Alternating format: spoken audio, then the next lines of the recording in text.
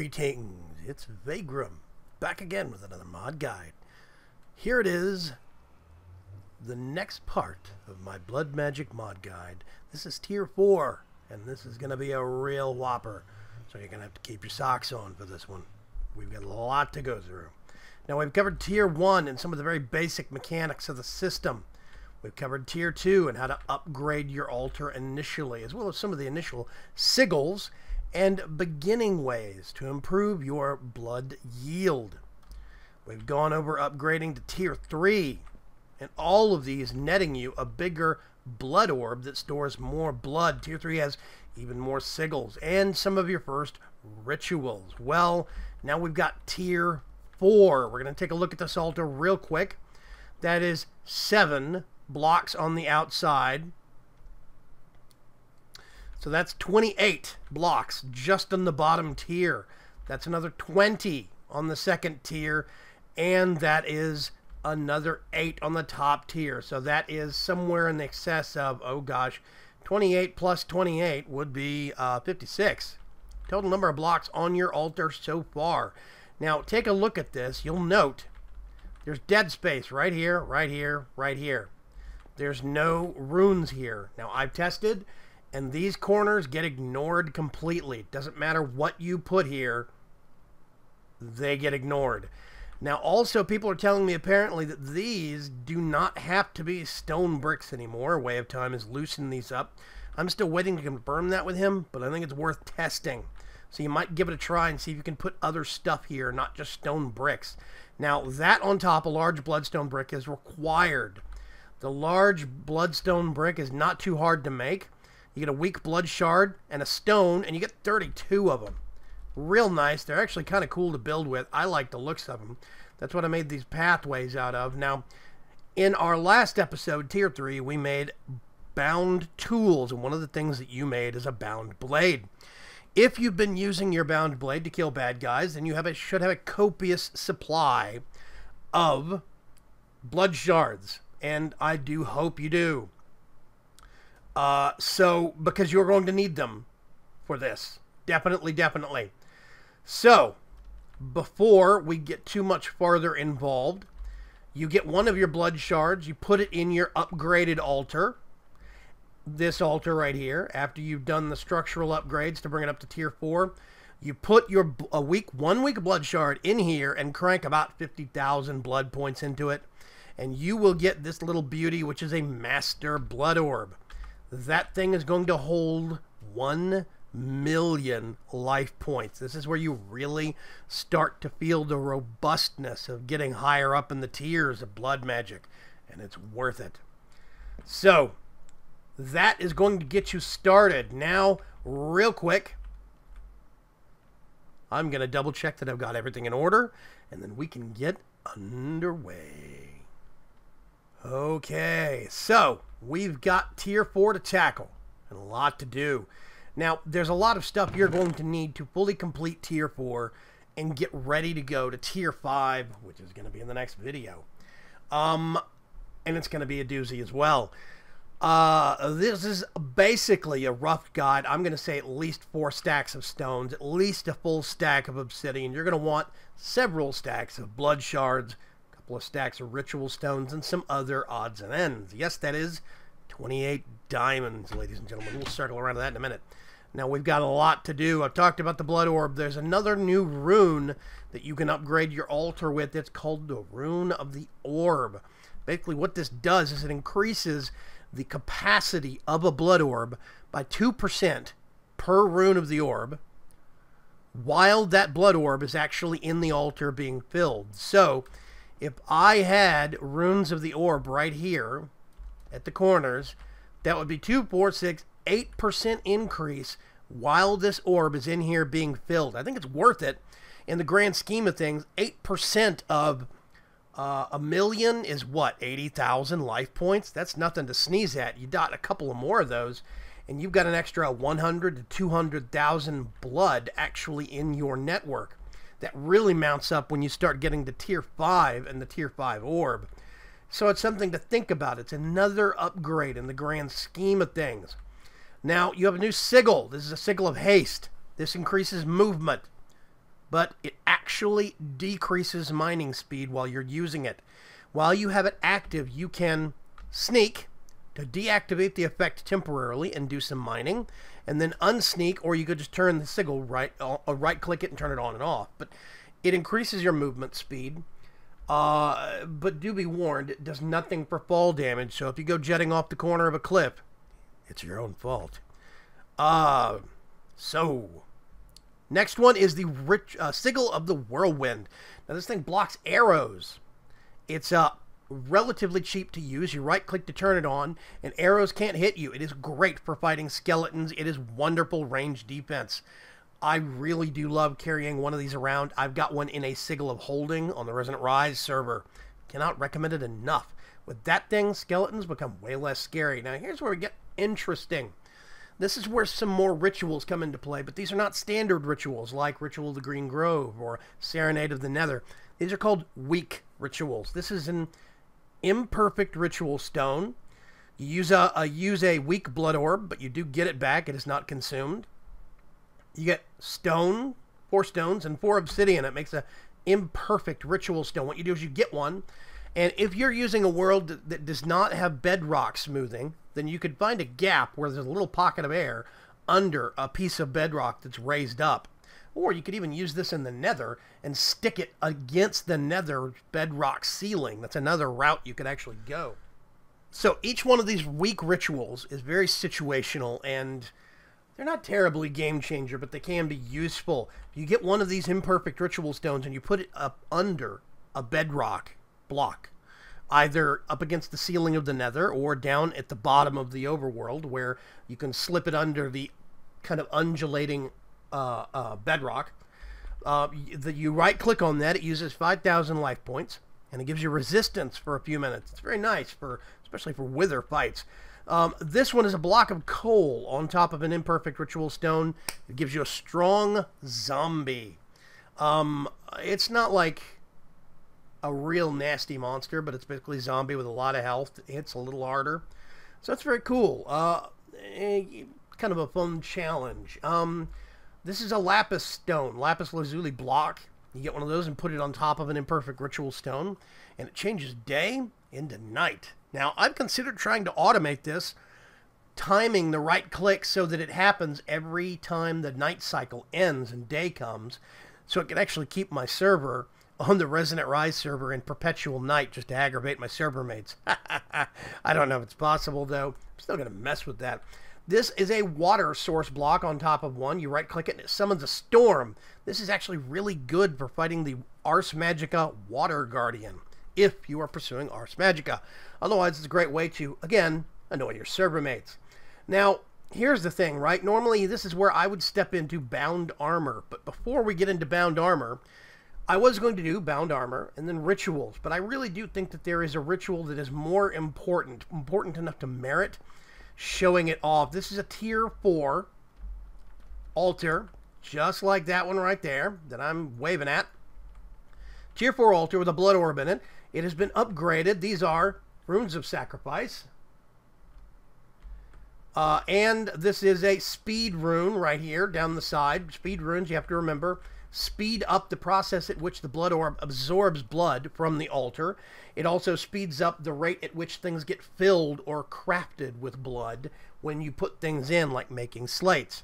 So, this becomes a very functional and very quickly useful altar. Now, I've got dark glass right here so we can see underneath it, and you'll see that there's this big shape. This is where we need to first talk about upgrading your Ritual Diviner. I think you remember this thing. If you notice, second line, cannot place dusk runes. Well, there's a new kind of a rune, a new kind of an elemental ink called dusk for tier 4. There was 4 of them to begin with. That is also one correction I need to make sure and tell you guys about. I'm going to put myself back in creative. When I went over these in tier 3, I said that you had to have a pair along with your Ritual Diviner. That's not true. Mistake on my part. You only need one set. So I'm hoping I didn't have you waste a whole bunch of resources in making 2 sets. If you do, just donate the other ones to an up-and-coming blood mage on your server. They'll be very, very appreciative. With this one, If you're going to make the runes manually, you only make one of them. But if you're going to upgrade your ritual diviner, you do actually need 2 for this recipe. And basically what you do is you get a block of coal, put it in your altar, infuse it with a lot of blood, and you'll get a elemental inscription tool, Dusk. You get 2 of these, a couple of the new tier 4 slates. You just get some tier 3 slates and leave them in the altar a little longer. They'll turn into demonic slates after you've upgraded your altar to tier 4. You get a couple of those and put them around your ritual diviner, and what you end up with is an upgraded one. You'll notice second line, can place dusk runes. So, I've got one right here already and ready to go. You're going to have to do that before we can tackle this. Basically, what I have here is a pit under a tier 4 altar. This pit has been filled with, let me grab, this pit has been filled with cursed earth. And cursed earth is a wonderful thing for this ritual. What you're looking at right now is what is called the Well of Suffering. Now, the Well of Suffering basically is used on a sacrifice altar, not a self-sacrifice altar. This altar is specifically designed to sacrifice other creatures, other monsters, to get blood for you. And I honestly think it's one of the better routes to go. I think it is. The Ritual of Suffering is, the Well of Suffering is 3 blocks tall. You'll notice right here. It oscillates up at these high points. 1, 2, 3 blocks. It is just a little bit less, 1 block less on all sides than the actual altar itself. So it fits very neatly underneath the altar. If I wanted to, I could probably cinch this up 1 more level and really make it fit snugly against the bottom of the altar, and that could work. But basically, you put your master ritual stone, make sure you have a good stack of your other ritual stones with you. You right-click on the ritual stone after you've set your diviner to, let's see, somewhere Well of Suffering. Whoops. Then you just right-click until the sparkles stop. And that means it's been finished, or it's run into an obstruction, so you have to check. This thing's huge, and once you do that, you can right-click to activate it with your weak activation crystal, and it will go to town. So what I'm actually going to do is turn my lights off, and you'll notice. You hear that?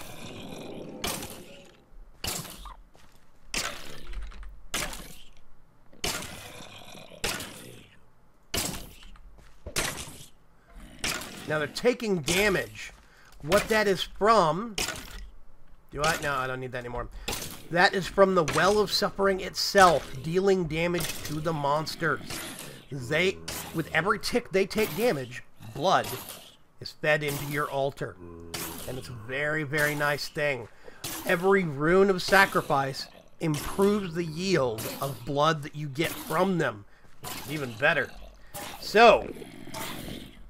I really do think that this is one of the best combinations. The only thing that it works better than this, in my mind, the real holy grail for blood mages, is witches. Now, if you have witchery in your mod pack, witches are easy to come by. You can actually get witch spawners in the overworld. But if you don't have witchery in your mod pack and you're dealing with just vanilla Minecraft witches, they're hard to get. And you're really going to have to keep your eyes out. You're going to visit some swamps and see if you can see some witches spawn in the overworld, and grab one with the safari net. But basically what you do is you make a little 1 block cell that's 2 blocks tall. You put the witch in there, use a name tag on it, and that way they'll always stay there. They don't despawn when you leave. So the witches, you seal that little cell up, just surround them in glass is what I do. And that little cell will basically act as a home for the witch. They'll still take damage from the Well of Suffering, but they'll constantly heal themselves with healing potions. That means you always have witches there, because as soon as I step away from this cursed earth, it stops spawning monsters. It works very similarly to a vanilla spawner. It only works so well while a player is around it. Unless that mechanic has changed. It could have changed in recent versions of extra utilities, but the last time I remember it, you had to have a player nearby like a spawner. So witches are great. Witches mean that you always have occupants for your Well of Suffering. It's very nice. So now this thing is constantly getting blood from the monsters and absorbing it into that blood orb as quick as possible. This is how the Well of Suffering works. This is how your life starts to become a lot easier. You leave this in a loaded chunk somewhere deep, deep, deep underneath your base, and you're good to go. Suddenly, you have a constant resupplying source of life points. You don't have to worry as much about when you're carrying your sigils around and using them. When you're using your tools, you still have to be careful with those, though. Your other rituals, etc., etc. You can use your lava crystals for sources of power in steam dynamos from thermal expansion or whatever. Anything that burns coal.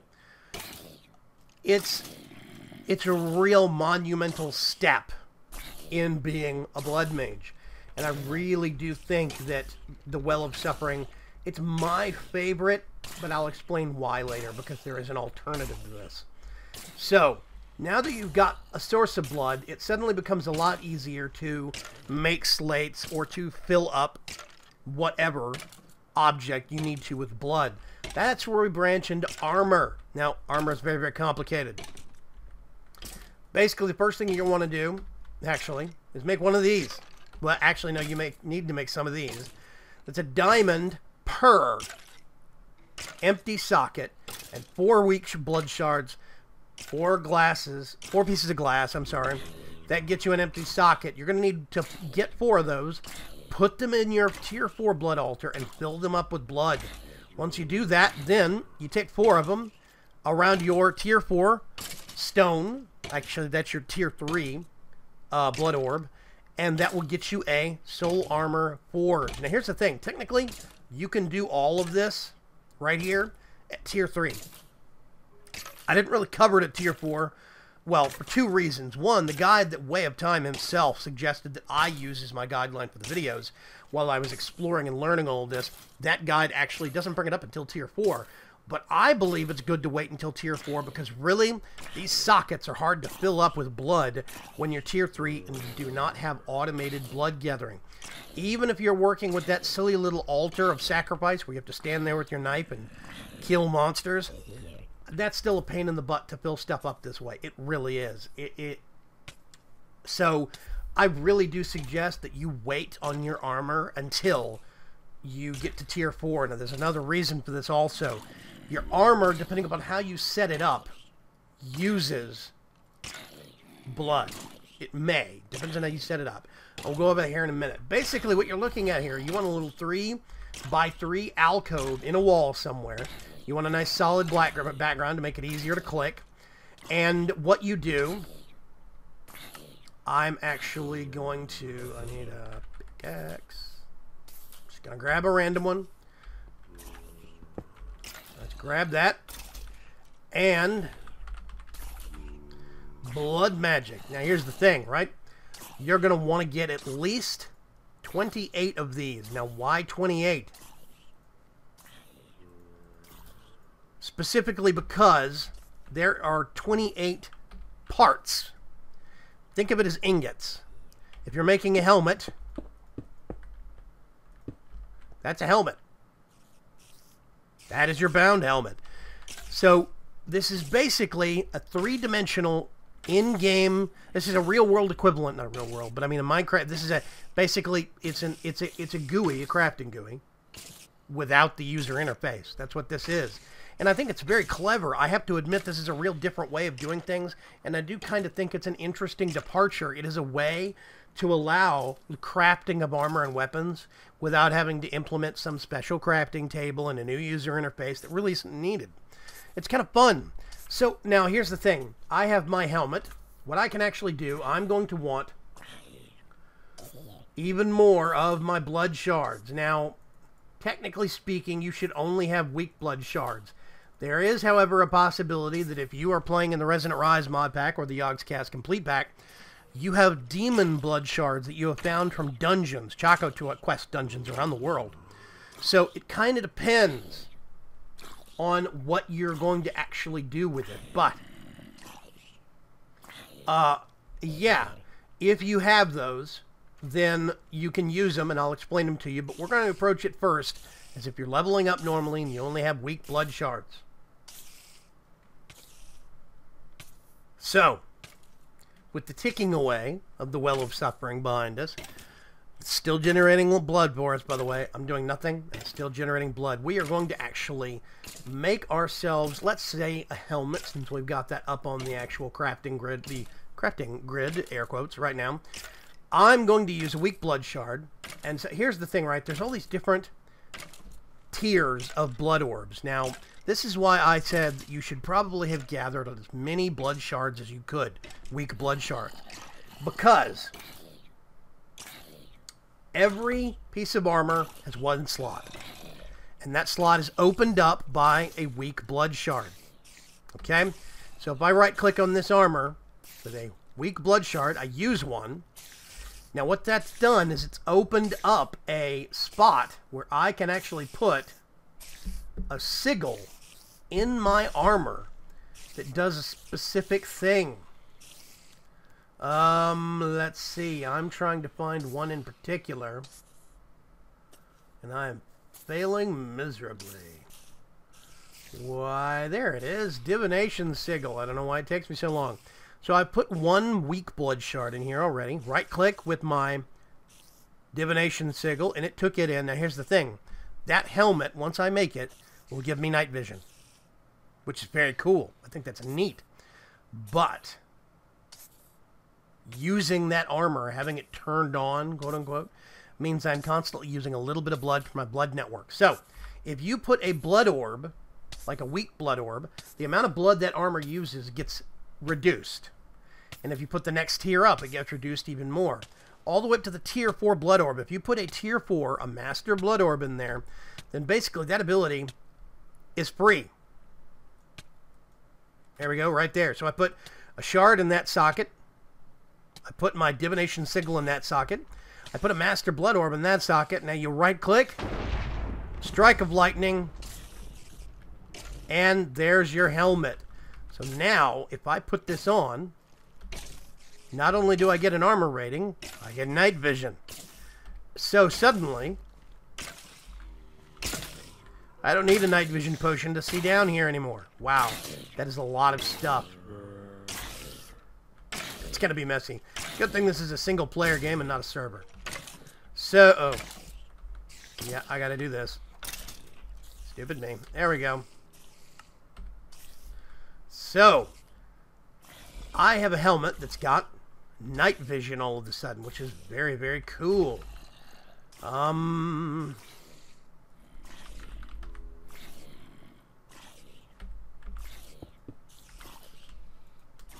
Just going to do that real quick so I can take this off, put it in there.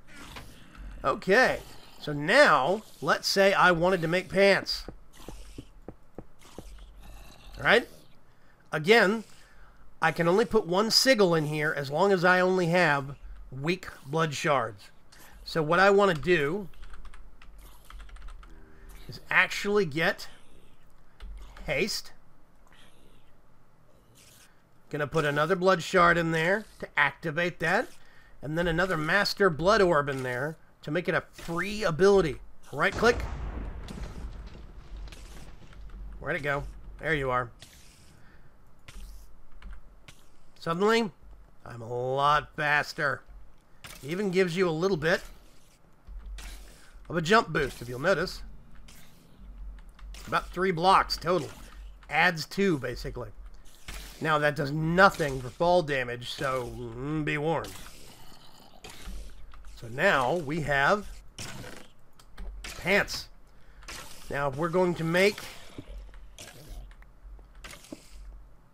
chest piece, there we go. Then again, we're going to get a weak blood shard. Let's get... Nope, not elemental affinity. So, there may be a little bit of a strange cut there. I do apologize. I had a crash from my my recording software.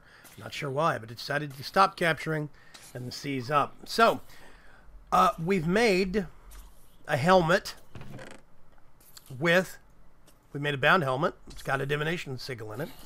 As you can see right there, it gives us night vision. Because we put a master blood orb in it, it also means that we actually do not get charged any life points for that ability. It's free, which is really, really nice. That's why it's so good to have. That's why it's good to stockpile up on those blood shards. Make sure you have a really big supply of those weak blood shards right there when you start tier 4, because it's going to make your life a lot easier if you've got a couple of stacks of them that you can use. So, basically the way that all these pieces of armor work is the exact, same way. I'm actually going to take myself out of creative. Oh yeah, I need that. That is boots. You just pick an empty socket. You put a blood shard, a sigil, master blood orb, right click on the forge, and you'll get it. Then you do... Let's see, if we put it there, you do pants. Same thing. You get one sigil, one weak blood shard, one master blood orb. And then put that there, and you do chest. Exact same thing, all 3 parts.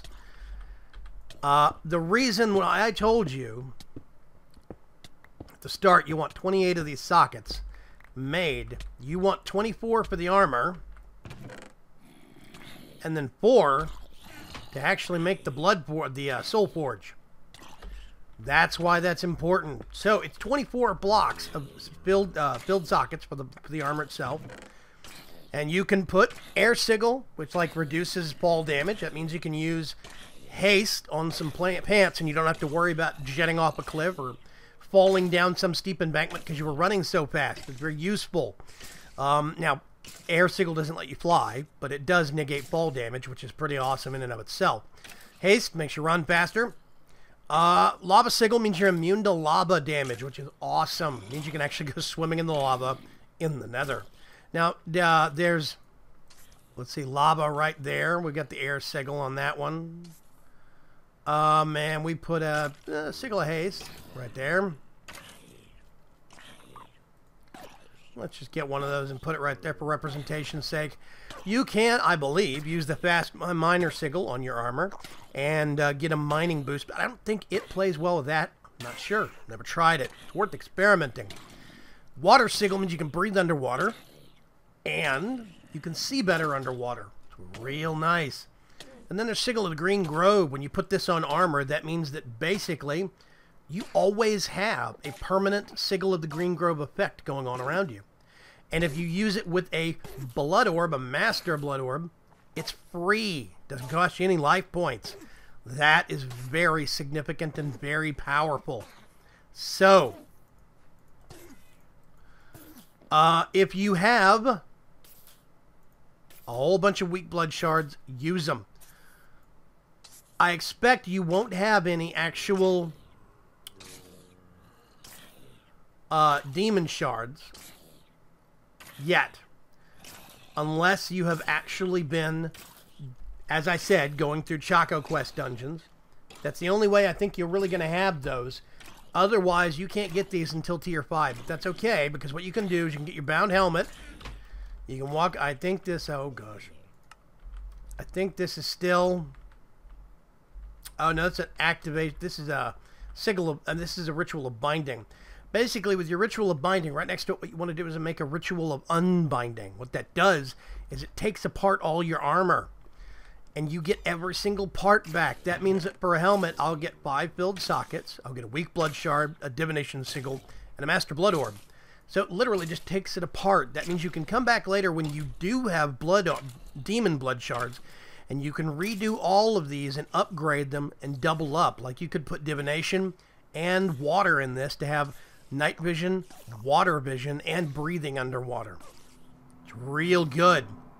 That's what I've done in my armor on my server play series. So this is blood armor. I really have to admit that I love this system. I love the way he's done this because it's a different UI, a different user interface on how to do things, and it really does mean that it gives you a different way to make something without having to go through a specialized crafting table. He didn't have to add a user interface where he didn't need it, stuff like that.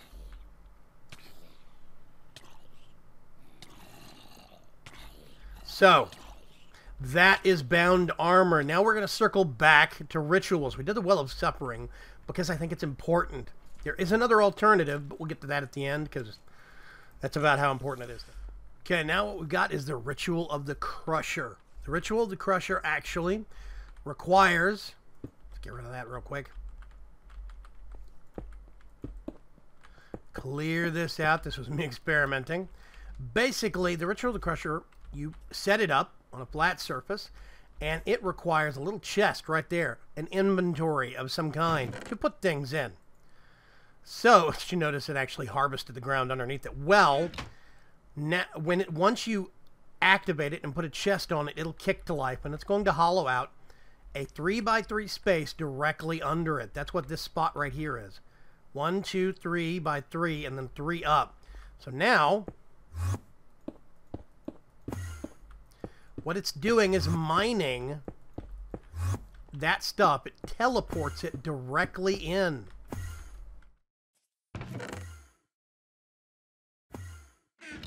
It's warping it into the inventory, which is very cool. So if that's the case, what can we do with this? Well, there's a lot of stuff you can do, but there's an actual other ritual coming up here in a little bit that I think you'll find interesting to use in conjunction. I'm going to put that aside for just a minute. Actually, I might need that, so I'm going to keep it on hand. So we've got something that can actually collect into storage or blocks directly beneath it. This is the Ritual of Speed. This is fun. See? It's basically a jump pad similar to... Similar to the actual aerial faceplates from Portal mod. It's very cool.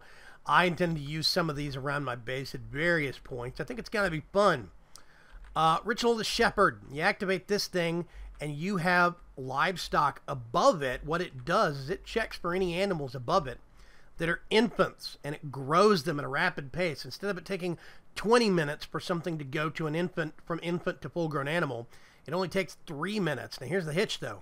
It uses blood while it's doing that.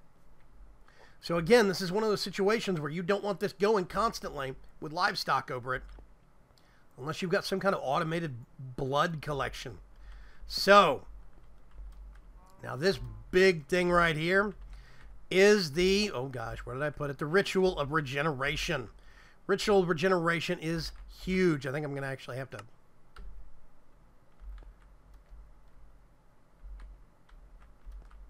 Let's see.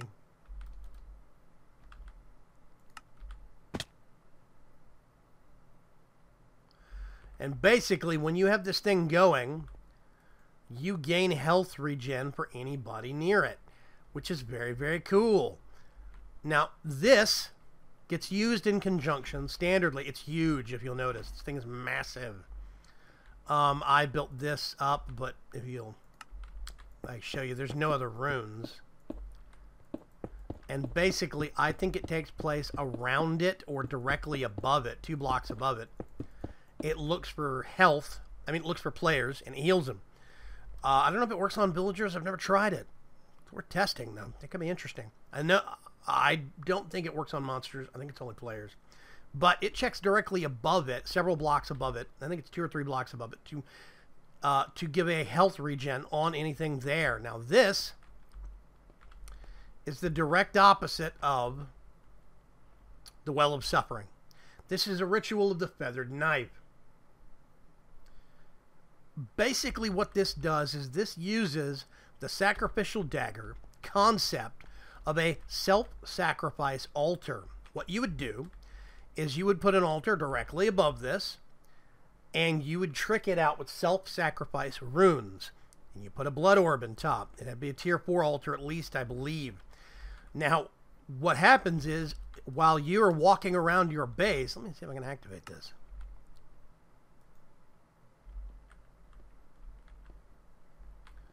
I'm not sure if this is going to behave without an altar above it or not. But basically, when this thing is used in conjunction with an altar of self-sacrifice, a blood altar of self-sacrifice, it lowers your health constantly.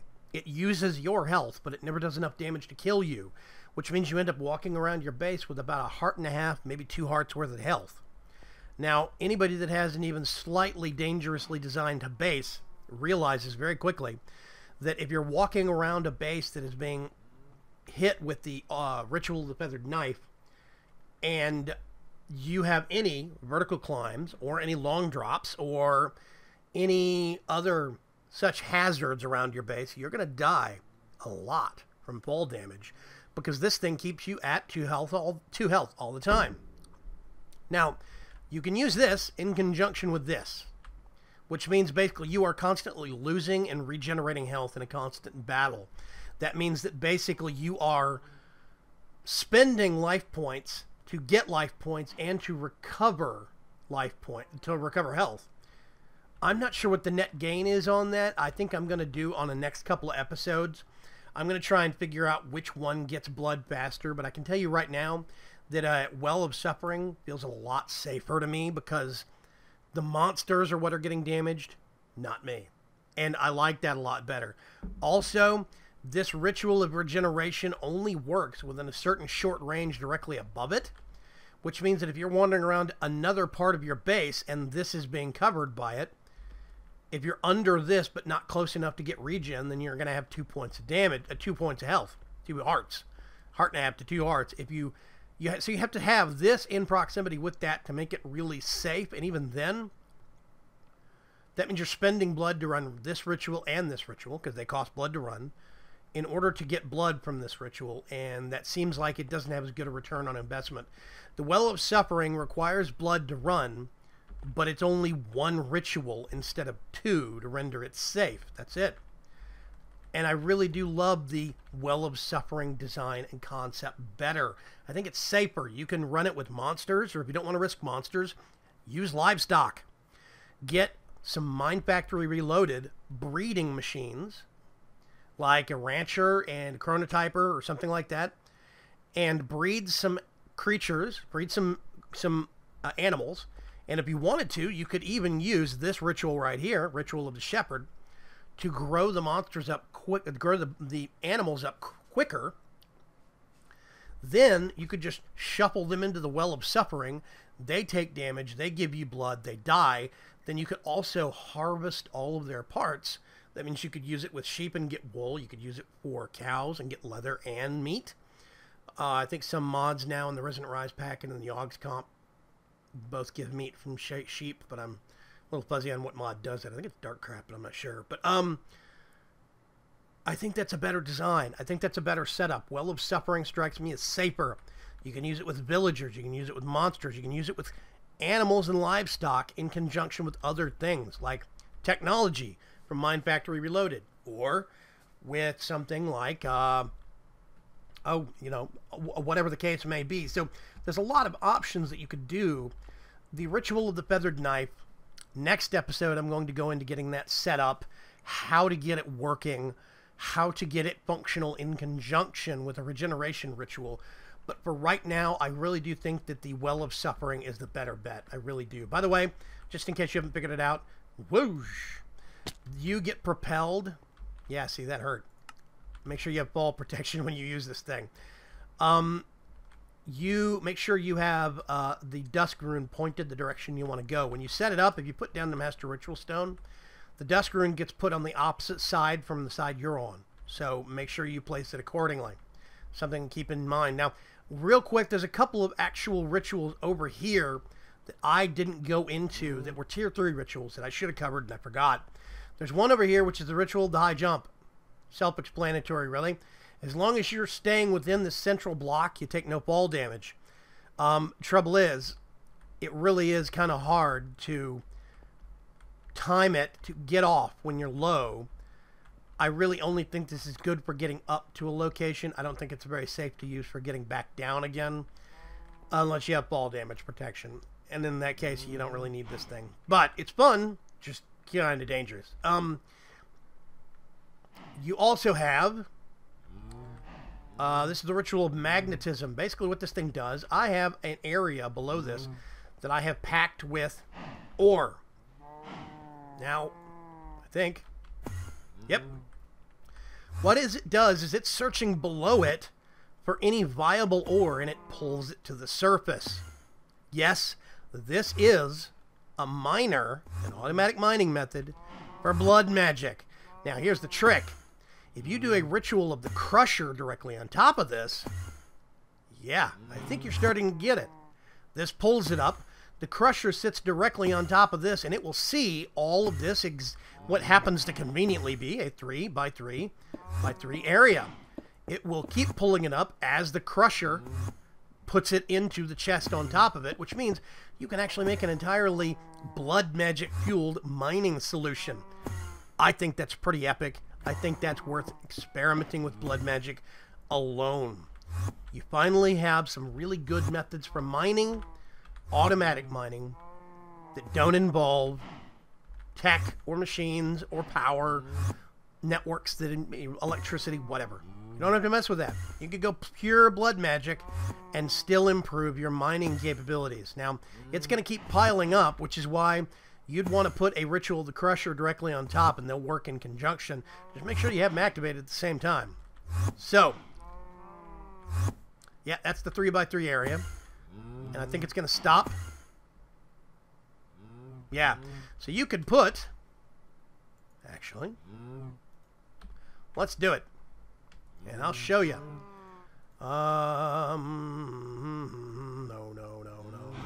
No. Wish I could use... Crusher. Wish I could use my mouse wheel.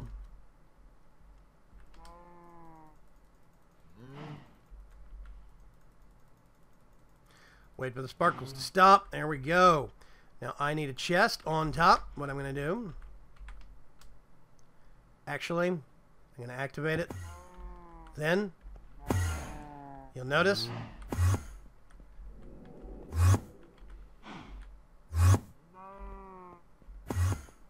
Now this thing is actually teleporting ore up as soon as the crusher takes it.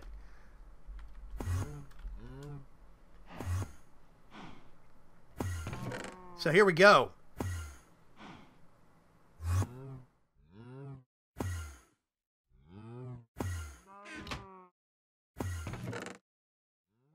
Now this is unfortunately not giving you premium yield. I don't think there's any way to alter that though. So while you do have a method for automated mining, it is not taking into account fortune, but quarries don't either.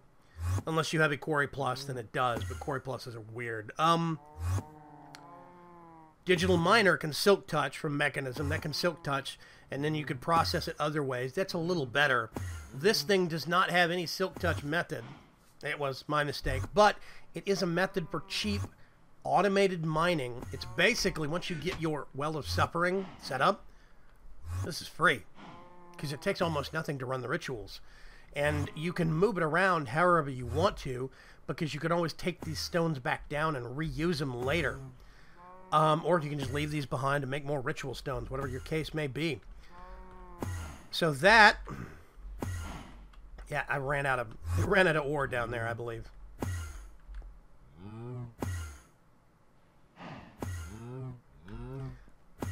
That is the ritual of the crusher used in context with ritual of magnetism. So, I did forget to cover those in Tier 3, and I am sorry about that, I forgot. We did cover the ritual of containment, the ritual of interdiction, keeps monsters out, ritual of the Green Grove, ritual of the Full Spring, and the Serenade of the Nether for water and lava. We also covered the ritual of binding and went over the ritual of unbinding. I haven't used it yet, but you get the point. So, you now have a plethora of other rituals to use, whether it be the ritual of regeneration just to get some health back, or the ritual of the feathered knife or Well of Suffering to automate your life point collection. Now, next one is going to be Tier 5. I'm also going to go into making a automated Ritual of the Feathered Knife altar, so you can see how that works, kind of like how I did with the Ritual of the Well of Suffering. But the Well of Suffering is far more popular, and a lot more people were asking about it. Well, here it is in all of its glory. I highly recommend you use Cursed Earth and stick some vacuum hoppers or advanced item collectors from random things down there and collect all those monster drops, because there is an absurd amount of drops down here that you'll notice. Everything from bones to gunpowder to arrows. Make use of this. Make use of every single one of it. If you're using Cursed Earth, you'll even get ender pearls, all sorts of great stuff. Now, here's the thing. If you don't have Cursed Earth, you can still put spawners under this thing, and it'll still work great. So, never fret. This is Vaygrim signing off. I'm going to fly over to my giant blood altar over here. I love this thing. This is Vaygrim signing off. We've now covered Tier 4 of Blood Magic with a couple of hiccups on the way, but I do thank you for understanding and bearing with me on the technical difficulties. We also backtracked and covered a couple of things that I skipped over, and I do apologize for that. I'm still learning a lot of this, just like you are. I do not purport to be an expert. I just purport to be stubborn, learning all of this. So, next time, we're going to be going over Tier 5, which is currently the maximum tier. Now, that might change. WayOfTime has commented he's considered adding a Tier 6. He's not sure, though.